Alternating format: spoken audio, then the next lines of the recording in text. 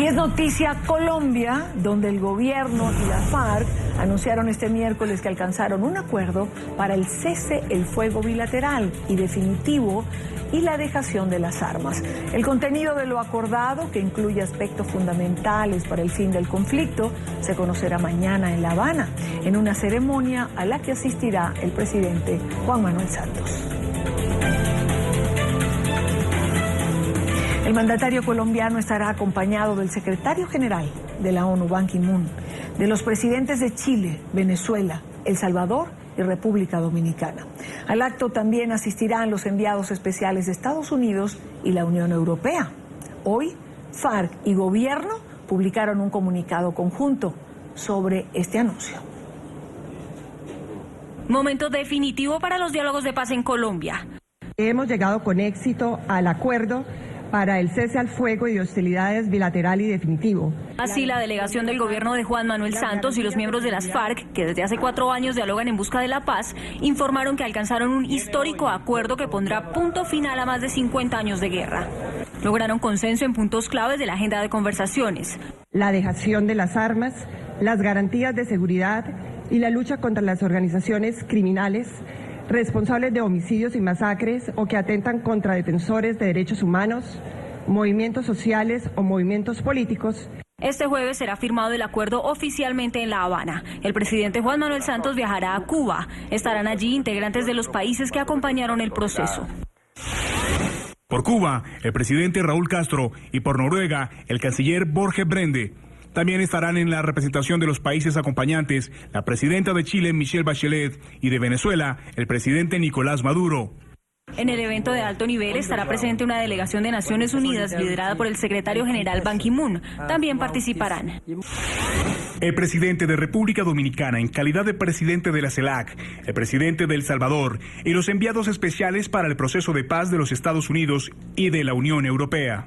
El contenido total de lo acordado se conocerá este jueves en la capital cubana. El anuncio se da luego del pronunciamiento del presidente Juan Manuel Santos sobre los diálogos, en los que aseguró que era posible que para el próximo 20 de julio, fecha que se conmemora la independencia de Colombia, se habría finalizado el proceso de negociaciones con las FARC. Quiero saludar a esta hora a Jairo Libreros, analista permanente de NTN 24. Jairo, bienvenido a la tarde. La ironía de tu saludo no me quita la emoción que siento de estar contigo. ¿Cómo estás? Bien, Jairo, bien. Qué gusto tenerte. Me gustaría, comenzar con un comentario tuyo en relación a lo que hoy se ha anunciado. Y Dania, yo creo que se puede resumir con diferentes palabras. La más importante es que es histórico. Hay que tener en cuenta que Colombia, después de 50 años y quizás un poco más de enfrentamiento armado, en donde los principios de respeto a los derechos humanos y de protección del derecho internacional humanitario no se han respetado, particularmente por las FARC, puede estar a puertas de cerrar este capítulo que es deshonroso para Colombia y lamentable para América Latina. Pero también hay otra frase que yo creo que es muy importante. Y Dania, yo creo que es la cuota inicial de lo que es el futuro del país. Hay que tener en cuenta que Colombia es la única nación en el concierto de países de América Latina que no fue capaz o de ganar la guerra o de negociar un conflicto o negociar el conflicto armado en la década de los 90. Eso no es una posición orgullosa para ese país. Creo que en esa medida la ilusión de tener un país en reconciliación, por difícil, por lento, por complicado que pueda ser, creo que es un mensaje muy importante para una sociedad civil que se ha visto afectada durante mucho tiempo por las balas inclementes de las FARC y en algunas ocasiones con menor impacto, pero igualmente haciendo daño, de las fuerzas militares. Ahora, evidentemente un tema como esto produce reacciones de diferentes sectores. Y yo quisiera, en redes sociales creo que podemos ver estas dos maneras de ver la paz. Por ejemplo, se hizo un hashtag, el último día de la guerra. Esto nos muestra más o menos lo que la gente fue opinando en relación a este último día, o a este anuncio, o a lo que ellos consideran un anuncio que puede finalizar la guerra. Pero en paralelo hay otra manera de ver este anuncio, y escogimos un Twitter o un tuit, mejor dicho, el de Juan Carlos Pastrana. Me gustaría gran analista, ¿no? Bueno, él colocó un tuit que decía, hizo un numeral, el último día del Estado de Derecho. Es decir, estos son como las dos formas o las dos visiones en que evidentemente un tema que polariza a la sociedad colombiana va a ser visto, ¿no? Sin lugar a dudas, y Dani, hay que tener en cuenta que el tema de la paz, el tema de las formas en las cuales el presidente Juan Manuel Santos ha conducido el proceso de negociación y el tema de las FARC no son temas neutros, no son temas tranquilos, generan no solamente un choque muy fuerte entre diferentes visiones de la vida política en temas ideológicos y en la estructura del Estado. Para muchas personas, y no se puede ocultar, las encuestas están ahí para verificarlo, consideran que esto es una afrenta no solamente a la democracia constitucional, sino que es un atropello al Estado de Derecho, al equilibrio de poderes y a otros elementos que son fundantes dentro de una democracia liberal contemporánea. En esa medida yo creo que ese tipo de llamados no solamente tienen que ser atendidos, sino que demandan unas respuestas del Estado lo suficientemente claras, precisas y concisas.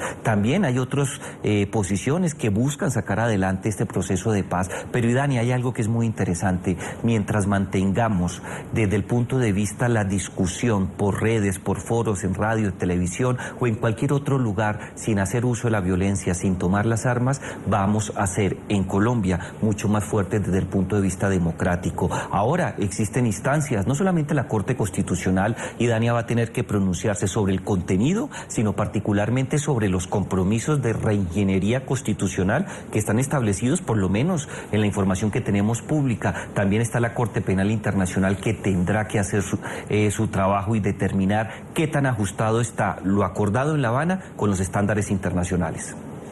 Sectores políticos fijaron posición frente a estos anuncios y quiero compartir con ustedes las distintas reacciones en Colombia. Que la firma de un acuerdo con las FARC es un punto de inicio en el proceso de ganar la paz, en donde no podemos olvidar lo más importante para la reconciliación de los colombianos, que son las víctimas. Confiamos que el anuncio de mañana nos diga que va a haber cárcel para quienes han cometido crímenes atroces y delitos de lesa humanidad. Un paso histórico en nuestra vida republicana, porque hay muchas generaciones como la mía que no hemos tenido un solo día en paz y mañana ya prácticamente es el fin de la guerra. Hay que mirar la letra menuda de todo esto. Yo no quisiera que nos pase igual que con la foto anterior del presidente con Timochenko diciendo que ya estaba todo el tema de la justicia y después nos encontramos con que buena parte de los asuntos pendientes estaban sin definir. Hay que tener certeza de la entrega de las armas. Yo personalmente tengo una gran duda. Jamás hubo un inventario de las armas de las FARC. Eso es lo que han debido pedir los países garantes, por ejemplo. ¿Cuántas armas van a entregar? No lo sabemos, pero es clarísimo que si hay entrega de las armas a Naciones Unidas, no a la CELAC, a Naciones Unidas, eso es algo positivo.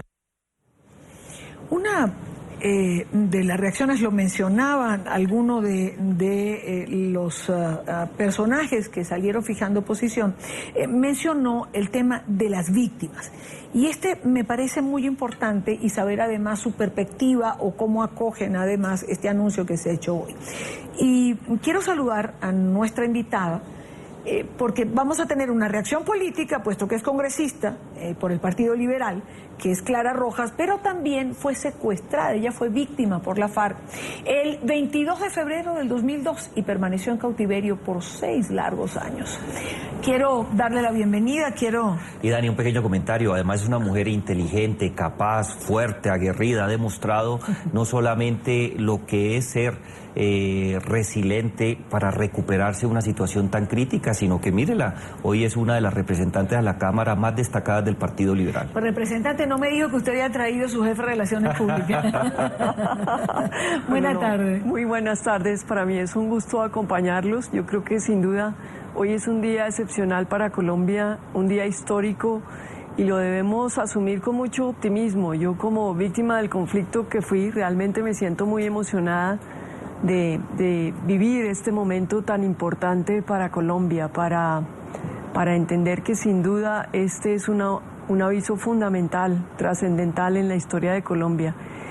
Y bueno, realmente me siento muy emocionada porque realmente, y perdón la redundancia, lo veo tan cerca que sin duda estamos viviendo algo maravilloso para el país.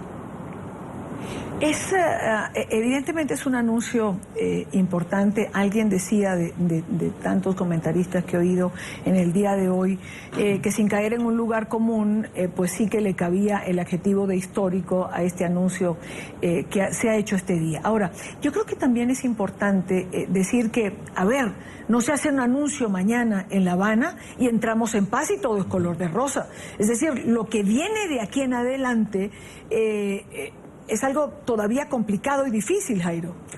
Claro que sí, hay que tener en cuenta que no se trata simple y llanamente de cerrar un capítulo de 50 años estampando una firma. La vida es un poco más complicada y los asuntos públicos demandan mayores esfuerzos, mayores capacidades para recuperarse.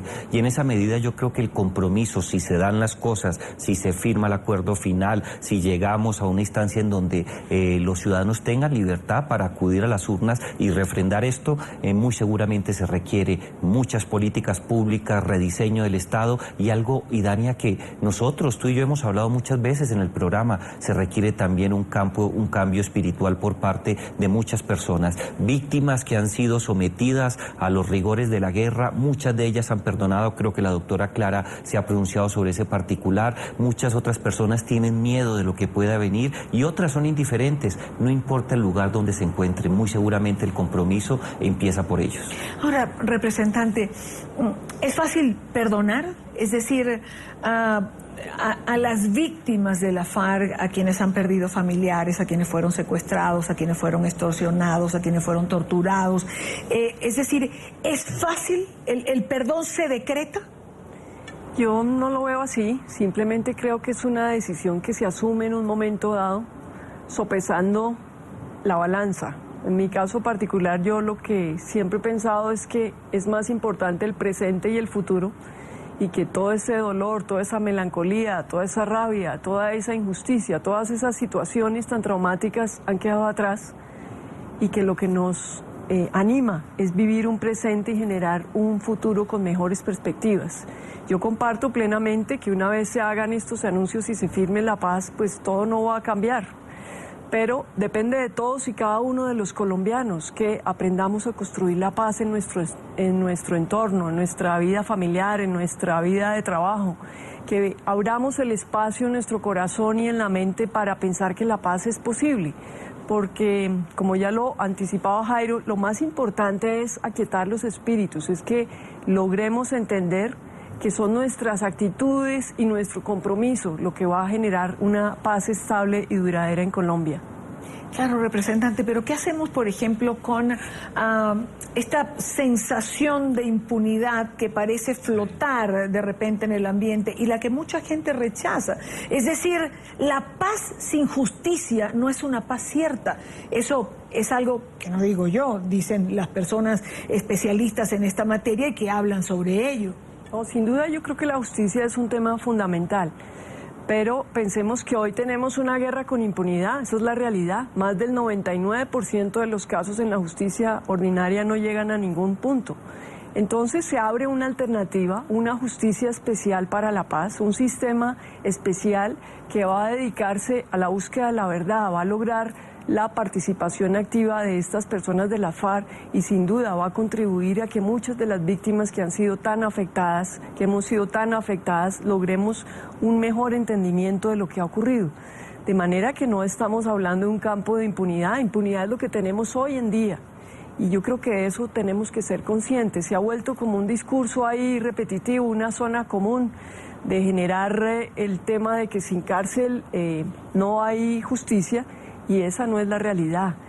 Entonces, pues yo creo que realmente tenemos que generar un esquema de flexibilidad. Estas zonas de reubicación temporal para las FARC son muy importantes y fueron, yo me permito recordarles, propuestas de la oposición, del Centro Democrático. Yo creo que el gobierno, con muy buen sentido, las tomó La comunidad internacional también las ha visto con muy buenos ojos, no van a ser 80 como habían solicitado las FARC, tampoco van a ser las 10 que en su momento habló Naciones Unidas, parece que va a ser un punto intermedio entre 20 o 25 zonas que van a permitir un mecanismo de verificación, de control, de transición.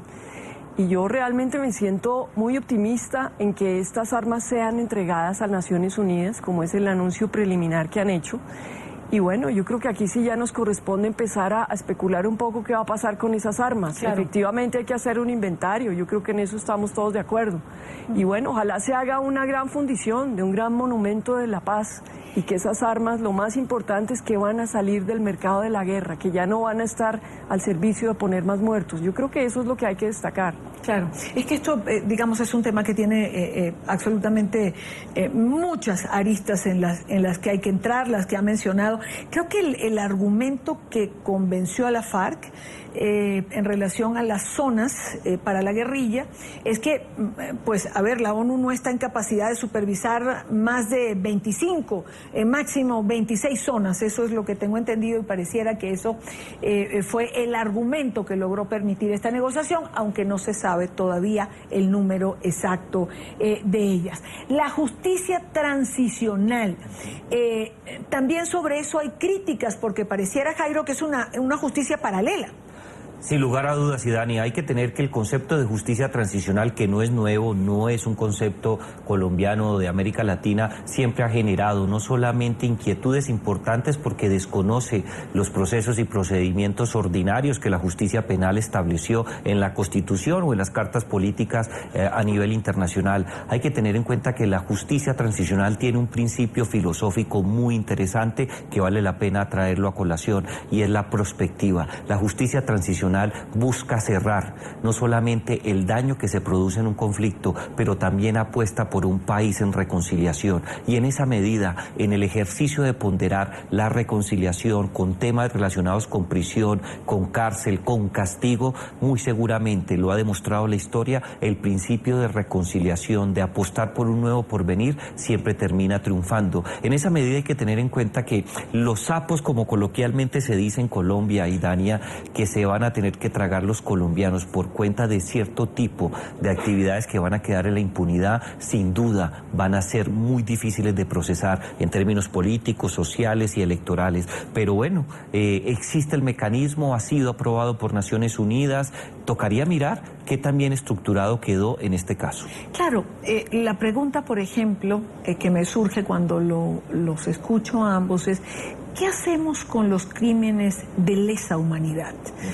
¿Qué hacemos con esa figura importante del derecho internacional, pero que además se estableció porque hay en la vida circunstancias, situaciones, delitos, crímenes que no deben ser pasar la página así de fácil? Representante, ¿qué hacemos con eso? Bueno, sin duda yo creo que el marco jurídico para la paz ya lo prevé. Justamente los delitos de lesa humanidad no van a ser materia de esta jurisdicción. Yo creo que eso fue un avance importantísimo que incluso desde el mes de septiembre se anunció y se ha mantenido hasta la fecha. Realmente en eso mantenemos confianza de que se va a mantener ese lindero. El otro tema que quería mencionar es que esta jurisdicción especial para la paz pues está de acorde con la jurisdicción internacional. No diría yo, como lo mencionaba Jairo, que es que desconoce, no, es todo lo contrario. Justamente trata de ajustarse al modelo internacional, tanto de los convenios de Ginebra como del Tratado de Roma. Y en eso me parece que es un avance. Otros países lo han logrado, lo logró en su momento Sudáfrica, Guatemala, Irlanda, la propia España, aunque allá en su momento no es que se firmara un acuerdo. Pero si otros países han podido lograrlo, ¿por qué Colombia no?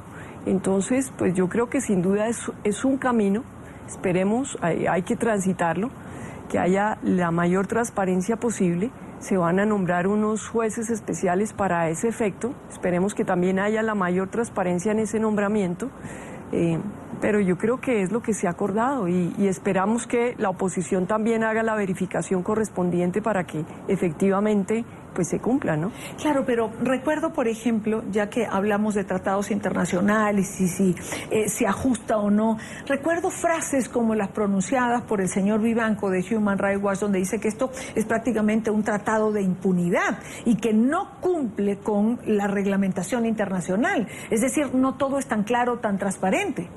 Sí, indudablemente esa manifestación fue importante.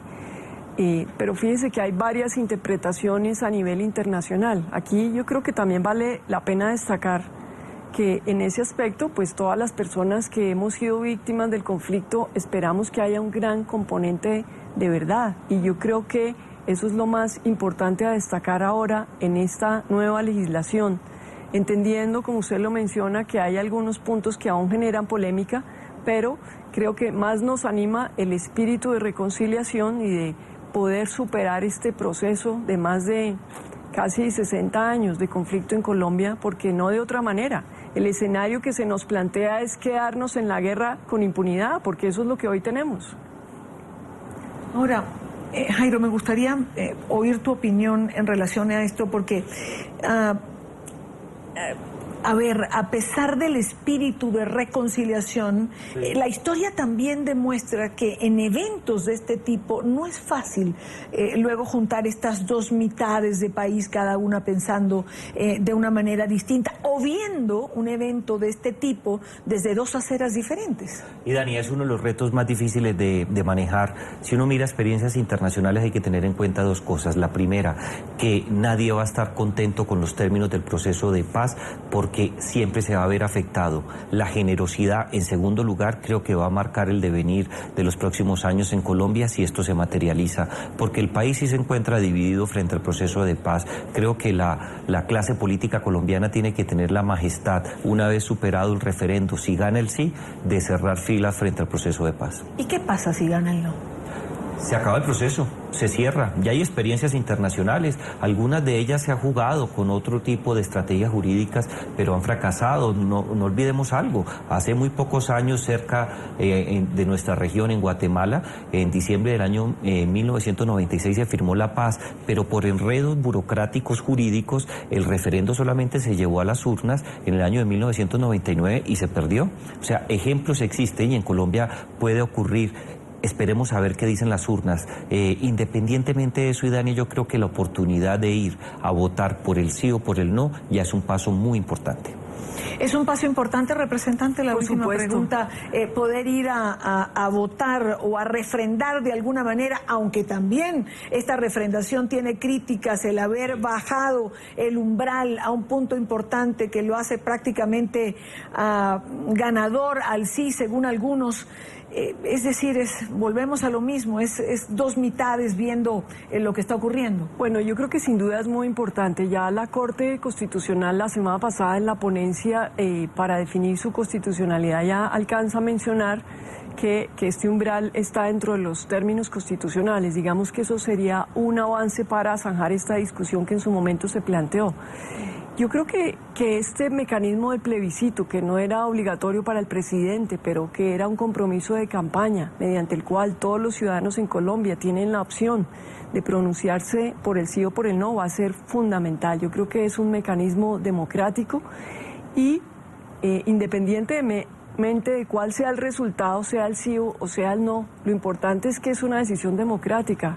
A ambas partes nos corresponderá aceptar la decisión y tratar de superarla justamente para superar también esa fractura que eventualmente se haya podido generar por toda esta polarización en que unos se tiene una perspectiva y otros otro. Yo creo que esta paz sin duda va a ser o es para todos los colombianos, no solo para una persona, y comparto plenamente lo que mencionaba anteriormente Jairo en el sentido de que hay que tener grandeza por encima de los partidos o de la ideología. Es la primera vez en la historia de Colombia que estamos tan cerca de lograr el fin definitivo del conflicto. De manera que, una vez, como dicen, echadas las cartas, pues apostémoslo a que realmente esto funcione bien.